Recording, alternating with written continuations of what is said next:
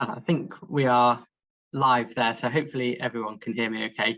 Thank you for joining the session today. My name's Craig. I'm a wellness and behaviour change coach for the Firefighters charity. Obviously, as you've signed up for this session, the topic of today's session is on managing stress. Just so that you're aware of how the session's set up, I believe that you shouldn't be able to see each other. I think I can't see you either, so hopefully you can just see me and just see the slides. At the end of the session, there will be an option to ask some questions if you want to. So towards the end of the session, we'll open a sort of Q&A where you can type in any questions if you do have any questions for me. Just before we crack on with the session, I'm just going to launch a really quick poll. So hopefully on your screen now, there is a question box come up, and it's just to rate your confidence in your ability to notice and manage stress in yourself. And it ranges from very unconfident to very confident. And the idea behind this is hopefully it just allows you to sort of gauge where you're at before we start the session. It's also really useful for me to sort of see where everyone's at before we go through the session. And then at the end of the session, I'm going to ask the exact same question just to see if that changes at all as a result of the workshop today. So I'll just leave that up on the screen for another sort of 10 or 15 seconds. If you could just answer that question.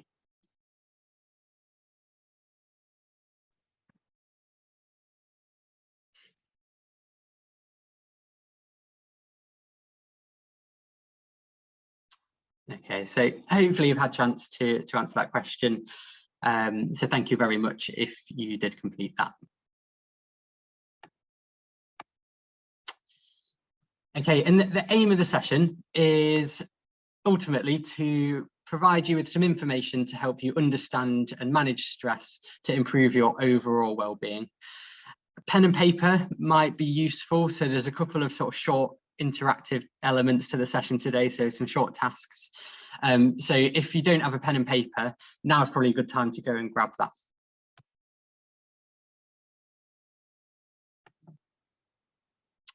And during the session, I'm going to cover what is stress and why do we experience it, how to recognise stress in yourself, what some of the impacts of stress are and some common causes of stress, before moving into some coping strategies. And then I'll finish by outlining where you can access some further help and further support, particularly from the Firefighters charity. I guess with the nature of the topic, so talking about stress, it can potentially be upsetting, it can be sort of triggering for some people. And I guess just to say that is sort of normal to some extent, it is common for that to occur. But if that is the case, then the further help section might be sort of particularly useful for you, where you can see where you can access some further resources. So starting off with this question of what is stress?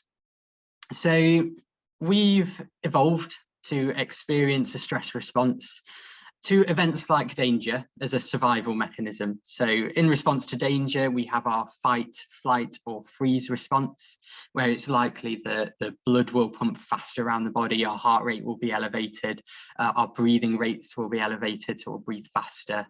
And you can almost become sort of hyper aware of your surroundings when this fight, flight or freeze response occurs.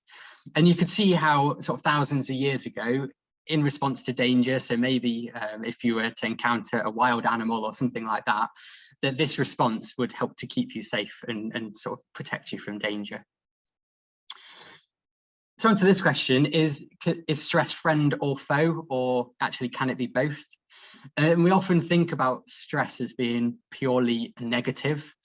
However, some degree of sort of stress in inverted commas can actually be beneficial, because it puts us in a state of alertness, it can help with concentration, it can help with motivation. And actually in some situations, a small amount of that can be helpful. So maybe at work, if you have to give a speech, if you're playing a sport, where that sort of motivation and that concentration is helpful. So we all have a sort of normal level of stress. But then there's sort of negative connotations of stress where our ability to cope becomes outweighed.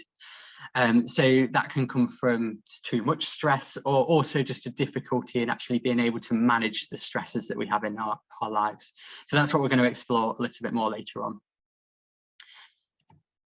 And we're all different, and our situations and our circumstances change, and what might have been stressful previously might not now be so stressful for you, and vice versa. What was not stressful for you previously might now cause you a lot of stress. And then just briefly on the sort of biology of a stress response. So we all have quite a sort of simple animal brain, which is wrapped in quite a sort of complex human cortex, which has evolved over thousands of years to survive in a world that's actually very different from the modern world that we live in today. So what happens is our brain stem and our limbic brain evaluate whether a situation is dangerous. And if it's perceived to be dangerous, we release stress hormones, so things like cortisol, adrenaline, noradrenaline. And as a result of those stress hormones, that's what causes things like the increased respiration rate, an increased heart rate, an increased sort of awareness of our surroundings. And like I mentioned earlier, in some situations, like in danger and in the sort of short term, these can be beneficial, they can be helpful. But actually, if these are released in sort of situations where actually there isn't any real danger, or if these sort of are always elevated and there's always a high level of these stress hormones, that's where some of the sort of more negative associations with stress can occur. And also as a result of that, when these stress hormones are released, we sort of lose some of our sort of rational and thinking ability from this part of the brain, where these parts of the brain here are sort of taking over. And sometimes a sense of danger is created and maintained by our sort of quite complex brain, even when the danger has passed. And an example of this that can have quite a sort of significant impact is things like PTSD or post-traumatic stress disorder. And sources of stress can be very individual. So here on the screen here is just some quite common causes. So it could be things like work, it could be family issues, it could be around sort of health scares, might be around debts, financial obligations, relationship issues. It could be around sort of unrealistic expectations of yourself or from other people. But in reality, it's often a sort of combination of lots of these sorts of things. So rather than it just being one, often actually it's the accumulation of lots of these different stresses.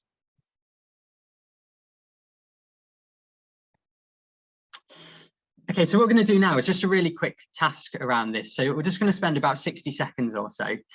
And if you do have a pen and paper, this is where it's really helpful, where if you write down these headings, so body sensations, thoughts, feelings, and behaviors, and write each of those as a heading, and then underneath, write how stress impacts you in each of those areas. And just note down as many as you can.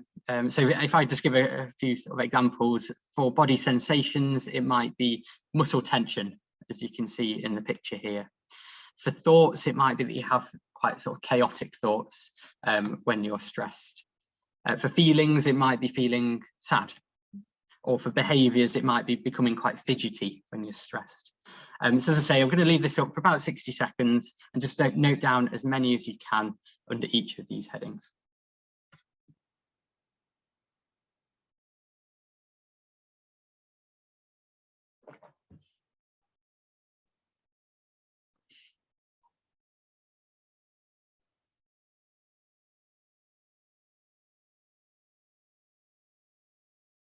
And actually, as you continue to do that, I'm going to leave some on the screen, just some sort of common examples of these.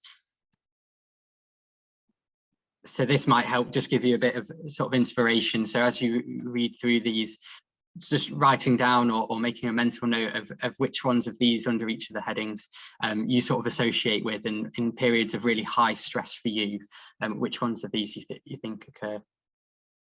This isn't an exhaustive list, it might be other things that sort of in addition to what's on the screen here.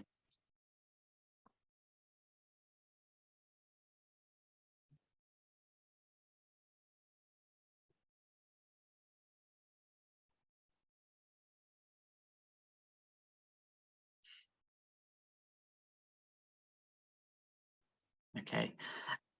Hopefully by doing this, the idea behind this is to help you just become more aware of sort of how you react and how your body reacts, so your body sensations, thoughts, feelings, behaviors, what happens with all of those when you become more stressed, so that actually if you start experiencing some of these things in the future, it might make you just have that sort of extra awareness that your stress levels might be becoming higher. If you are still writing, feel free to carry on doing so. But on the screen here is quite a nice analogy around stress, and it's known as the stress bucket. And the idea behind this is that our stresses in life, which you can see at the top here, they're the things that cause the water level in the bucket to rise up. The other end of that is at the bottom here, you can see there's some holes in the bucket. And these are sort of self-care type activities, the thing that sort of drains the water level in the bucket. So the water level corresponds to our stress, where sort of quite a low water level, as you can see here, is when you're really relaxed. Quite a sort of middle or medium water level is normal. And like I said earlier, it's sort of normal to have some degree of stresses which help with alertness, with concentration. But the sort of negative associations with stress are when the bucket is full or when the bucket's overflowing, is where we experience a lot of these sorts of things that you noted down here. And whilst we've got the capacity to manage a great deal, if there aren't any of these holes in the bucket, that's when the bucket's eventually going to fill up and it's going to overflow. Sometimes when the bucket fills up and it overflows, there's the final droplet, so something quite small, just a small added stressor can cause it to overflow, and that might result in sort of reacting quite negatively to a situation, really overreacting to quite a small situation or a small stress. But actually it's not about that situation, it's about the accumulation of everything that's already built up before then. So again, if you've got a pen and paper, that'll be really useful for this section. But what I'd like to do is just for yourself, just to try and identify what it is that fills up your stress bucket. So essentially in your life, what are the things that sort of add to your stresses? And then the other side of that is actually what helps you drain that stress bucket. So what are the self-care activities that help to lower your stress levels? So again, I'm just going to leave this up on the screen for about 60 seconds. And if you could just fill in what fills up your stress bucket, what helps you drain your stress bucket.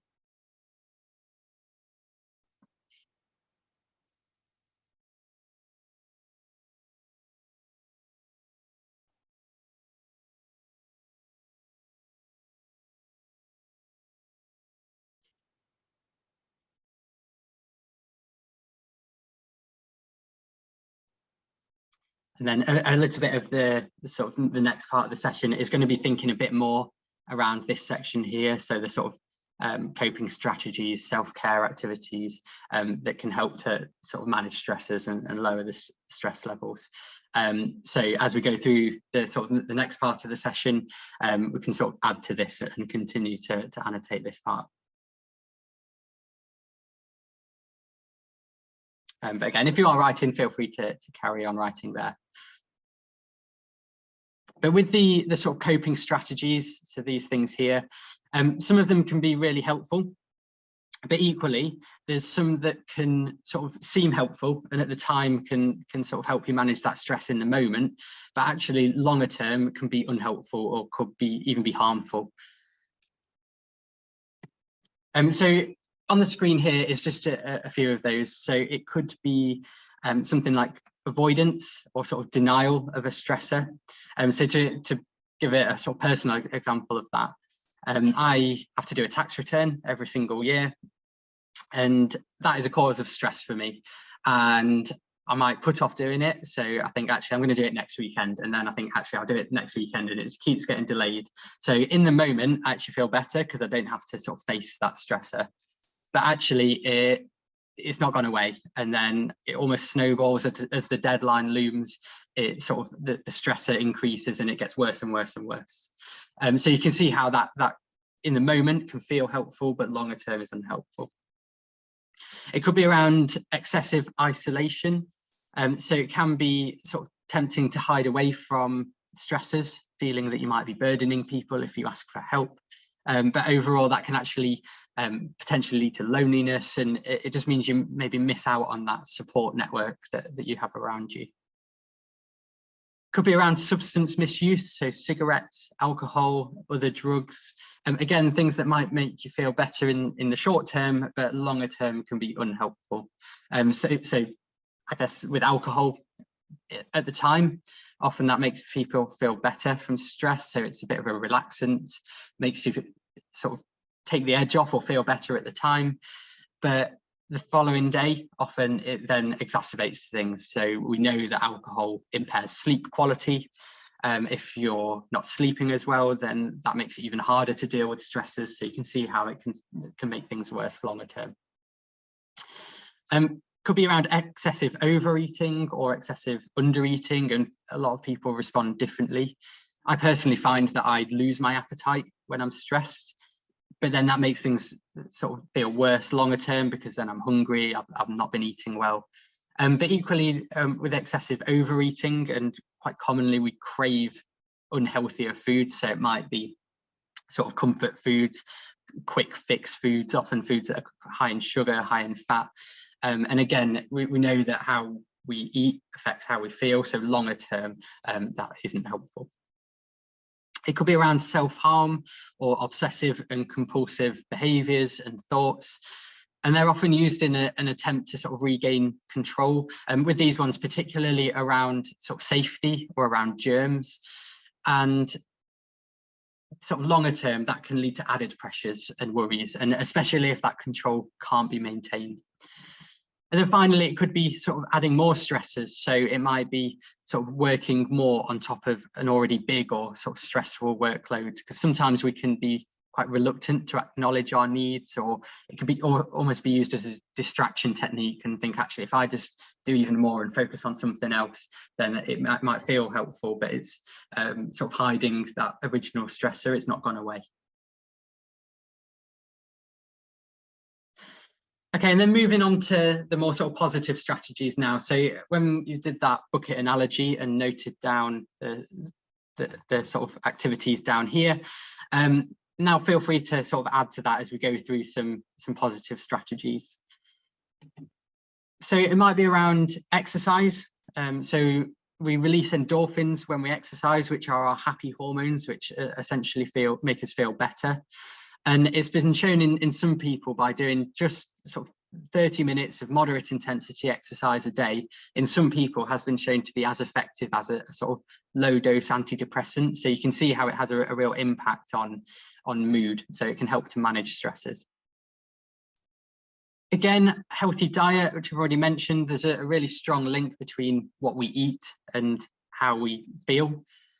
And it's really common when we're stressed to not crave the healthier foods. Often actually we crave the sort of unhealthy, convenience, quick fix foods. But it's just good to be aware of, actually, if in my routine I just have that healthy, balanced diet, that can actually be a positive coping strategy.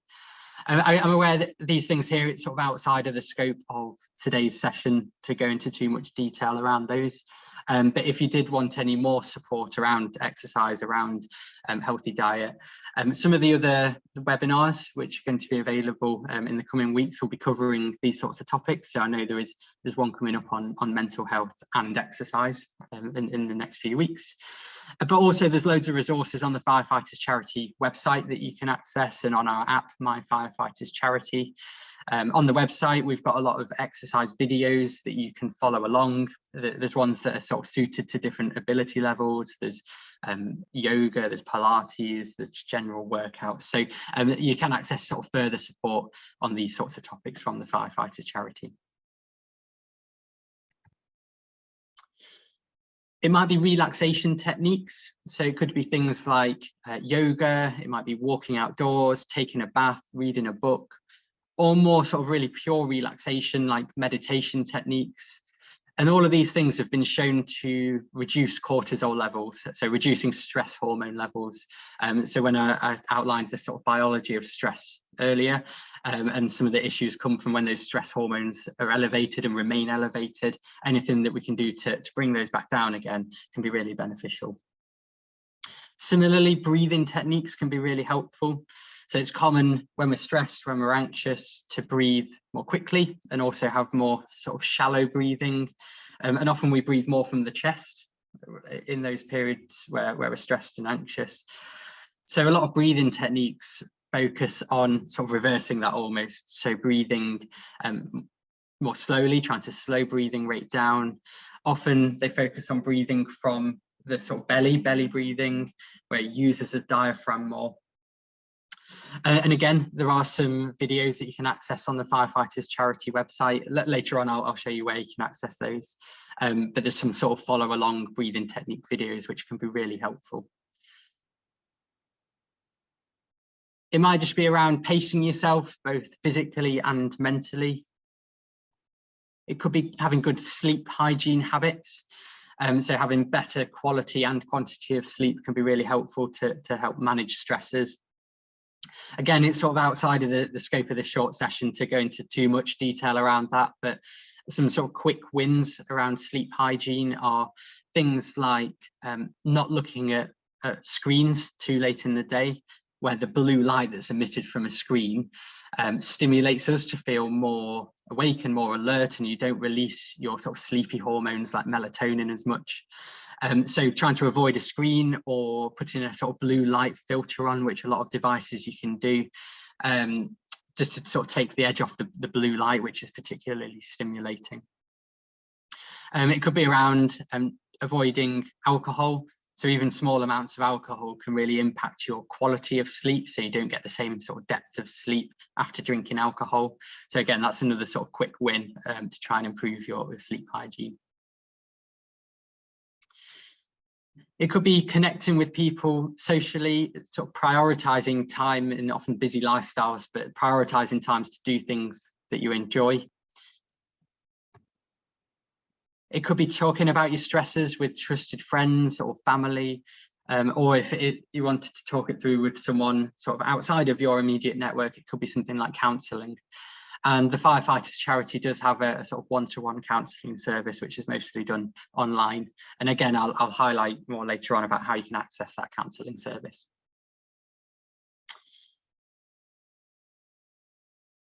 And then here's just a few more ideas. So it could be around setting goals. It can be really helpful to have something that you're working towards or a sort of challenge. It could be spending time outdoors, spending time in nature, prioritizing time to have time out, to have holidays, to have weekend breaks. Could be around being able to say no or being able to delegate or ask for help, particularly if your stresses are around things like a workload becoming too big and unmanageable. It could be helping others, but also learning to receive help yourself. So often in a role related to a fire service, a lot of the roles are helping type roles, and actually it can be quite difficult to sort of reverse that and actually learn to receive help yourself. And it could be around assertive communication. So with quite a passive communication style, often that is where people's workloads become sort of unmanageable, because if you're quite passive, you say yes to everything, sort of put other people's rights in front of your own. And as I say, that workloads can often become quite big, quite unmanageable. The other end of that scale, a sort of more aggressive communication style, although it puts your own rights first, it's also not a very sort of useful communication style. It doesn't help to build relationships. So somewhere in the middle is a sort of assertive communication style, and that relates to sort of being able to say no and communicating with people if your workload is becoming unmanageable. It could be around time management or developing a good sort of work-life balance. And that's what we're going to explore now. So this, again, is going to be a really quick task. So if you've got a pen and paper, it will be really useful for this part. And what I'd like you to do is draw a big circle on your piece of paper. And to start with, you're going to split that circle into different segments. So something that looks a little bit like this. And the size of the segment will correspond to how much time you allocate to a certain area. And each segment will be the main areas of your life. So it will be things like work, it will be family, relationships, it will be leisure, hobbies. You could split up sort of smaller segments into sort of which hobbies you do or what interests you have. And it's only going to be a very rough guide, but I'll just leave this up again for about 60 seconds or so. And just the size of the segment is how much time you allocate to each area.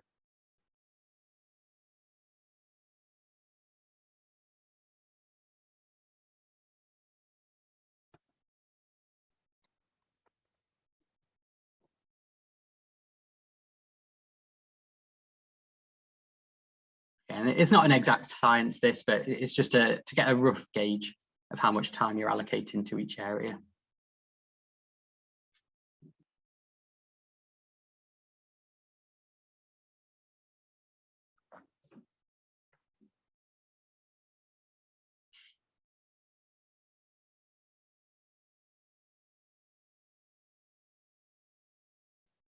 Okay, and if you're still filling this out, feel free to continue to do so. But hopefully by doing this, it allows you to sort of weigh up, do you feel like there's enough balance in your life, or are there only sort of 2 or 3 segments on there? And the idea being that the more segments you have, the more sort of resources you have to draw on, the more like social networks you might have to draw on. And if something were to impact one of those areas, so for example, if you were to retire, so that work section might not be there anymore, or if you were to pick up an injury, so some of those, maybe the hobbies you might not be able to engage with as much. But the idea being that the more segments you have, the more resources that you've then got to sort of fall back on or draw upon. And then what we're going to do now is a very similar thing. So you're going to draw another circle. This time, you're going to split the segments into the most important areas of your life. So using the same sort of topics as you did for the first circle. So again, things like family, work, hobbies, leisure, interests. But now it's the most important areas. So the size of the segment is how important that area is for you. So how much does that area matter to you? So again, I'm going to leave this up for about 60 seconds.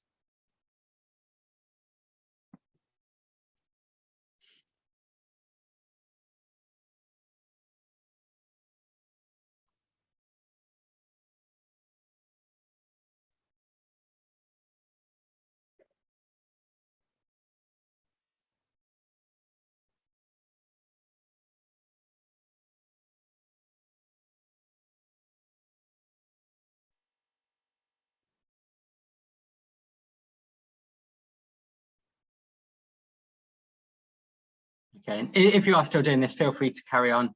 As I said, it's not an exact science, but it's just a sort of nice reflective task. So what I'd like to do now is just compare your 2 charts. And what does this show you about your sort of priorities? Quite often, they're not the same. So it's really common that the amount of time we spend doing certain activities is very different from the ones that are sort of most important to us. And then having to think about, actually, is there anything you'd like to change? So is there anything that you'd like to do to sort of align those charts a little bit more? But also thinking about, actually, what can you realistically change? Because often there's certain things that realistically we can't change. Quite a common one, not for everyone, but a quite common one is that in the first chart, the time for time, the work segment is often quite big, where we spend a vast majority of our time at work. And often in the second chart of what's most important, it's often still there, but it's often a little bit smaller than the amount of time. But often realistically, we can't change that. So it's about thinking, what can you realistically change? Not thinking of big drastic changes, but just thinking of small changes, just to try and sort of slightly align those 2 charts a little bit more. But hopefully you found that quite a useful sort of reflective task. Okay, and just to summarize everything we've covered so far, so hopefully you've gained some understanding of causes of stress for yourself, and also some understanding for yourself how stress feels in your body, in your mind, and how it affects your behaviour. And then we've gone through some practical solutions to help you reduce and manage your own stress levels. I'm aware it's quite a short session, so we're sort of limited with what we can cover in the short amount of time. But what I'm going to do now is highlight some further support that you can access from the Firefighters Charity, and particularly if you want to sort of explore some of these things in a bit more detail. But as well as that, I understand there's some more webinars coming up over the next few weeks, which will explore some topics which will tie into stress in a bit more detail. So, for example, the session on exercise and mental health really neatly ties it up alongside this session. So I definitely recommend going to that session if you found this one useful. And just a bit more around the ways that the Firefighters Charity can support you. So we've got a variety of services for mental health, for physical health, for social well-being. And a lot of people are reluctant to apply for support from the charity. We hear of a lot of people saying that they feel their issue isn't sort of significant enough or severe enough, or often people wait until it's a sort of crisis point to apply for support. But actually there's an awful lot of support that the charity can offer before that point. So if you feel like you'd benefit from further support, then I definitely recommend inquiring and applying for further support. There's a few ways that you can do that. One of them is through our website. So just go into the Firefighters Charity website, and then there is a button for Get Support. And then that brings up an application form where you fill out a short application form. Then someone will be in touch and they can help to signpost to the different services in the charity. Similarly, there's a hotline you can call instead, and again, you can talk to one of our assessment practitioners who would, again, listen to what it is you'd like support with, and they could signpost to different services in the charity. And as well as that, we've got an app called My Firefighters Charity, or My FFC, and that's another place where you can quite quickly apply for that support. And I guess with the topic of today's session, I'm just going to highlight some of the sort of psychological support services that are on offer. So they range from self-help resources. So on our website, on My FFC, we have a lot of articles, and they're all sort of evidence-based information. So you know it's information that you can trust. We have some self-help courses. So again, through My FFC, there's some short courses that you can do in your own time on topics like anxiety and low mood or addiction. And there's loads of different topics that you can choose from.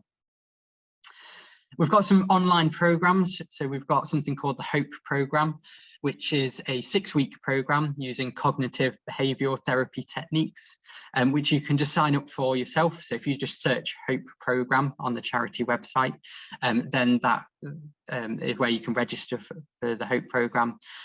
And I think the next course of that starts around the 25th of April. But as I say, if you just search for that, all the information will be on the website. We have counselling, so there's a big team of psychological therapists who work for the Firefighters Charity, and one of the services is one-to-one counselling sessions, which are often done online. We have a residential programme. It's the centre in Devon is where that programme occurs. So I guess from Scotland, it probably requires a flight down to Exeter Airport because it's a big old journey down from Scotland. But there is a residential week-long programme which is focused particularly for improving psychological health and well-being at our centre at Harkham House. And there's also opportunities just to stay at some of our centres. So we've got one in the Lake District, one on the South Coast near Bognor Regis, and as I say, one in Devon, where there are opportunities just to go and rest and recharge, particularly maybe after something like a difficult life event.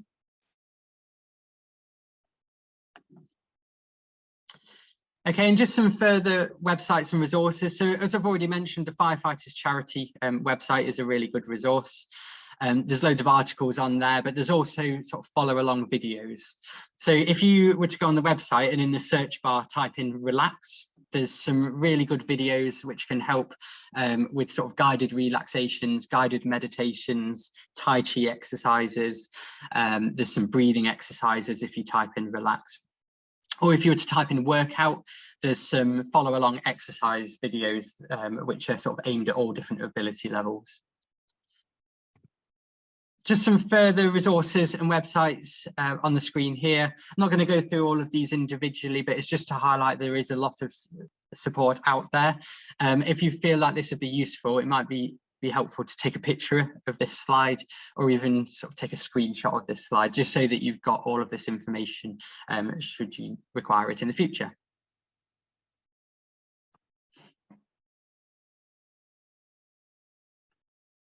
And then just highlighting a bit more around our app, My Firefighters Charity, or My FFC. So I've already mentioned that's somewhere where you can apply for support and you can access support. It's also where we've got our short courses, so our sort of self-help resources. It's where we upload content and articles, but there's also different groups that you can join within My FFC, so you can post on there, you can ask questions. Our team monitor a lot of the groups in there, so if you do have any questions for one of our team, we often get back to you quite quickly, so we monitor that quite regularly.